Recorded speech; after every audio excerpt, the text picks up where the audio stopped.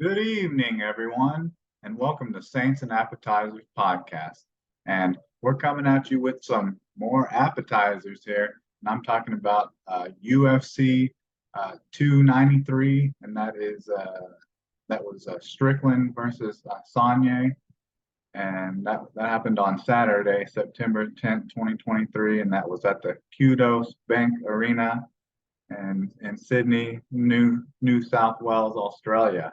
There was in attendance. There was 14,124 in attendance, and the gate was 4 million. So they did pretty good, even for a card that I thought was a little underwhelming.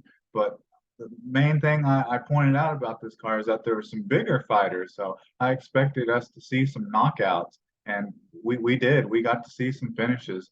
Three out of the five fights ended in finishes. One being a submission, but it was still a brutal beatdown until the submission happened. But let's get into this card. Let's get into the rehash my predictions and rehash what actually happened here and what I thought about it. So can I get a menu? And the first fight was a light heavyweight. I already mentioned, there's some bigger fighters. So some 205 fighters right out of the gate was a light heavyweight bout between Tyson Pedro versus Anton Turkelly. And I originally predicted this to be a finish. I thought Tyson Pedro was probably going to get the finish in this fight. But I thought he was going to maybe do it with by submission, because he did have five knockouts already, but he had four knockouts coming into the fight, but he had five submissions, so he hadn't and no wins by decision. So I just took the odds there and thought that he was probably going to get another submission win, but he evened it up, evened the score, and made it 5-5. So he has five knockouts and five submission wins now, too. And so I predicted a finish, but I didn't predict it to be a knockout, and that's what it was. And it came pretty fast in this fight.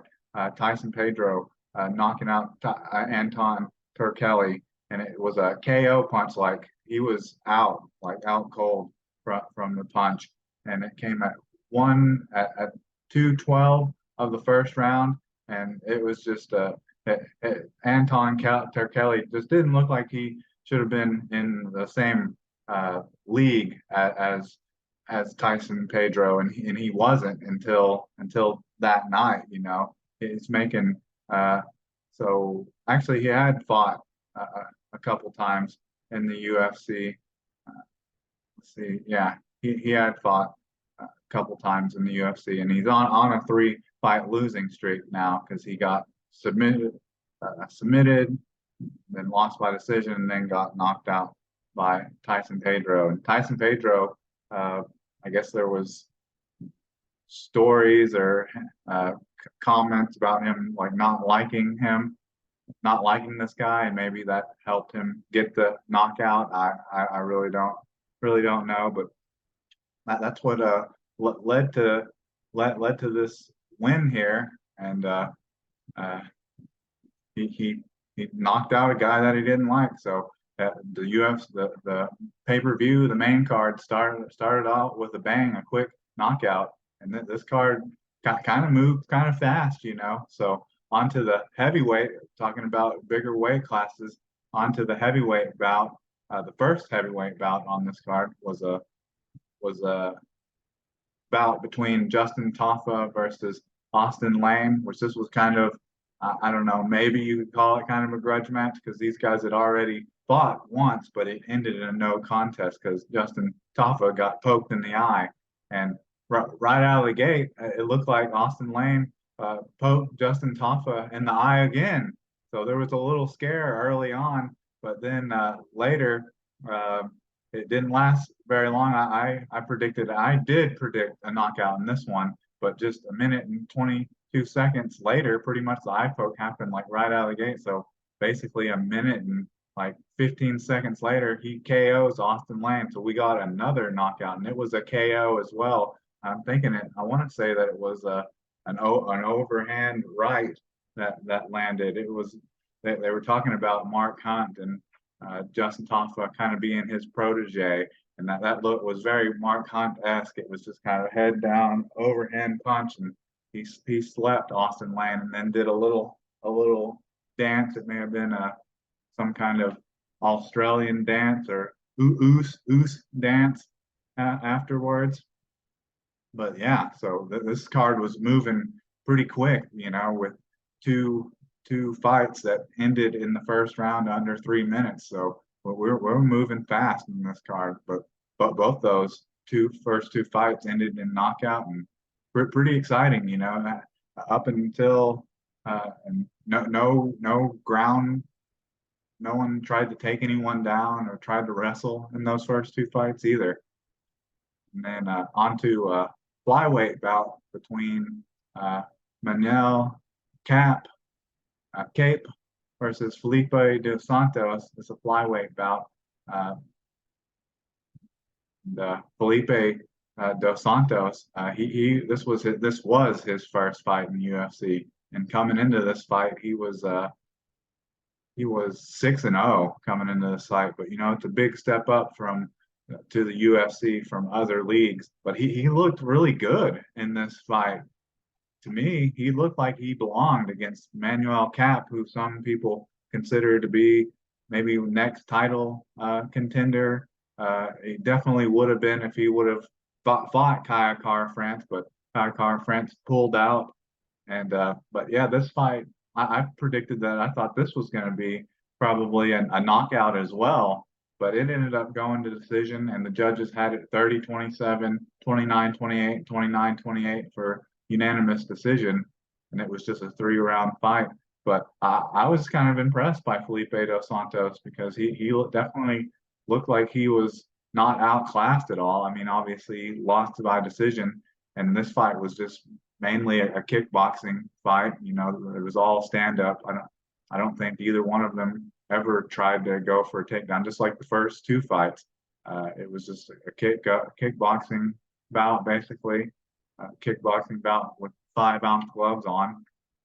And just Manuel Cap just edged him out, just looked like he was more experienced in the UFC, but it definitely didn't dominate him. And there really weren't any real exciting moments in that fight. But the most exciting moment in that fight, or should I say after the fight, is some of the choice words Manuel Cape had for Kaya France. He called out him, and he called out his training partners. It was a little cringe, when I hear certain things like that, whether it's racial slurs or homophobic slurs. I'm always just like, oh, you can't say that. You can't say that.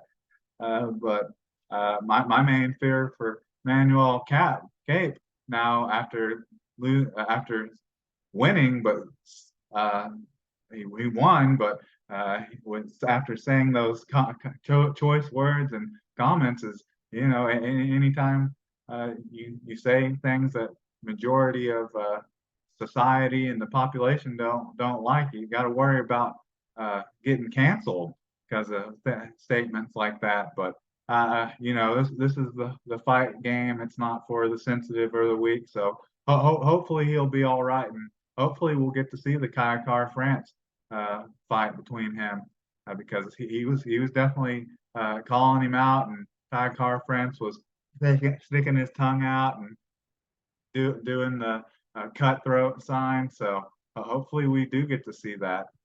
So those are the first three fights. Like I said, there wasn't much ground game or anything in those first three fights. And then onto the co-main event, it was a heavyweight bout between, and I'm 3-0 so far on this card. Got one of the predictions right, but in the first fight, just between Justin Tafa and Austin Lane, I got the actual way that it ended by way of knockout. But the other two didn't get those, but picked the right fighter at least. And then onto the co-main event is a heavyweight bout between Alexander Volkov versus Tai Tuivasa. And once again, this is 3 fights in a row. I thought it was going to end by knockout. I picked Alexander Volkov, to win this one by knockout, and he almost did. He almost did get the knockout. It just kind of like the Manuel Cap Felipe dos Santos fight. This was just all stand up and was basically a kickboxing bout. And Tai Tuivasa got like saved by the bell in the first round because he was just getting pieced up and just covering up and blocking himself against the cage. And if there would have been another minute in that fight, or even just 30 seconds, I think the ref would have stepped in and called it off for a TKO knockout.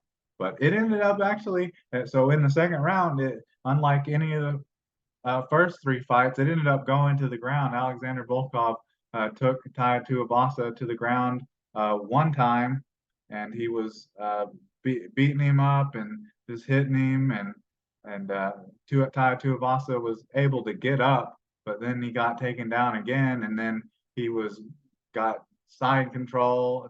Alexander Volkov had side control, and then had the full mount, and Tai Tuivasa just didn't have really any defense against it. He turned over to his back once and almost got up again, and then he was just kind of throwing punches from his back, and then finally Alexander Volkanovski just put in a submission on him, and it was like in the full mount. He got a Ezekiel choke on him at 4:37 of the second round, and tapped him out. So Tai Tuivasa, he's lost three in a row, two in a row by KO, and now one by submission. So I know these are high level fighters, heavyweights that he's fighting, but he's kind of looked bad, kind of, in his last three fights.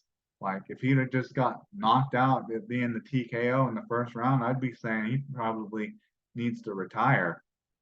But I think probably the Australian fans were probably sad about that, and just think there's just a lot of Tai Tuivasa fans in general. But his reign as a top heavyweight looks like it's coming to an end here. So that just exciting card overall, just so that's a three out of four so far, all ended in a finish. So onto the main event, we had Israel. This was the middleweight only title defended on this card was the middleweight championship bout between Israel Adesanya, the champion, versus Sean Strickland. And I did predict this to go to decision. I thought it was going to go decision, and it did go to decision. It went 49-46, 49-46, and 49-46. So I predicted it to go to decision, and kind of predicted it to kind of be a boring fight. And I would say that it kind of was. There were a few exciting moments, but the issue with me predicting it to go to decision, I predicted Israel Adesanya to win this fight by decision and just kind of point strike Sean Strickland, and that's not what happened in this fight. That's not what happened at all. And the only real exciting part of this fight, and this was a 5-round fight, was the first round when Sean Strickland actually dropped Israel Adesanya with just a straight right. I think it was just a straight right punch, and then he had him up against the cage and was throwing some punches, just repeated punches to the side of Israel Adesanya's head and up against the cage. Like if it wouldn't have been a title fight and a storied veteran title championship reigning and holder of the belt in Adesanya, I think it's possible that the ref would have stepped in and stopped it when they did. But they did a good job in letting it continue and letting Israel Adesanya kind of work out of that, because I think that was something Adesanya kind of complained about in the first Alexi Fiera fight, is that he was kind of playing possum, and when he was getting on wobbly legs, that he was still up, he was still in it. But the ref did a good job in continuing to let him work out of it and defend himself and get out of the bad situation and get his wits about him. But that was really the most exciting part of this fight. Like I thought it was going to be crazy. I was going to be like blown away and shocked if Sean Strickland would have won the fight by knockout or TKO, but he ended up just similar to what I thought Israel Adesanya was going to do, was kind of just point striking. But the difference between the way Israel Adesanya point strikes people was that he's kind of a counter striker and looks for the other opponents to make make a mistake so he can get his shots in. But that's not what like if Israel Adesanya is considered a counter striker. I mean, Sean Strickland played like kind of right into that, but Israel Adesanya was never able to land anything because Sean Strickland was constantly moving forward and had Israel Adesanya on his toes, on his heels, But yeah, so this was the only fight on the main card that I got wrong, but I didn't expect there to be a finish in it by knockout or TKOs, and just like um, three of the previous fight, the first three fights, there was no like real grappling or takedown attempts or any ground fighting at all. It was just all just pretty much strictly a almost like a boxing match, almost from Sean Strickland's perspective, because he didn't really throw very many leg kicks. Like he threw like maybe one or just a handful maybe, and he did more checking of leg kicks than he did actually throw any. But uh, it definitely surprised by the outcome, but not by the way that it happened, and would have been completely shocked if Sean Strickland would have been able to get the finish. But overall, I would say that this was a pretty good card. I got four of the five fights right. There were some finishes and kind of a shocking change in title holders, with Sean Strickland getting the belt. And even though Israel Adesanya is from New Zealand, the fans over there in Australia were cheering him more, were more excited about him winning the belt than they were upset, like throwing out any boos about Israel Adesanya losing the belt. And you hear a lot about you got to beat the champ to get the belt. To get the belt, you got to beat the champ. Well, he didn't finish him or anything, but he definitely was dominant in the unanimous decision because Israel Adesanya, his face he had like a black eye and a bloody nose, and Sean Strickland didn't have a mark on him. I think in the post fight interview, he was saying like the most damage he has was just from, like I said, checking those kicks. But uh, you know, uh, uh, I didn't think it was a great card, but it was still exciting. I think the reason it didn't feel like a really great card is just because there wasn't another title that was defended on the card, and there weren't really any big names because people like Tai Tuivasa, but I think he's kind of washed at this point. I already thought that going into that fight against Alexander Volkov, but anyways, it'll just be, I think, what just just 3 weeks, and I think they'll be. Well, no, they're waiting all the way till October. Let me see when they have. It's a while now until the next UFC. Yeah, it's a little more than a month. So there's a decent break in here between UFC 293, more than a month break, which they haven't been doing that pretty much all year. It's been either 3 weeks or 4 weeks in between. So it's about 5 weeks in between because the next pay-per-view is the UFC 294 Makachev versus Oliveira 2. So see if Oliveira can win his belt back, but that's all the way in October 21st. So that's a while from now. That's even more. That's almost like 6 weeks from now. But anyways, I think that's all I have for you. So can I get a menu or not a menu, but a check, please?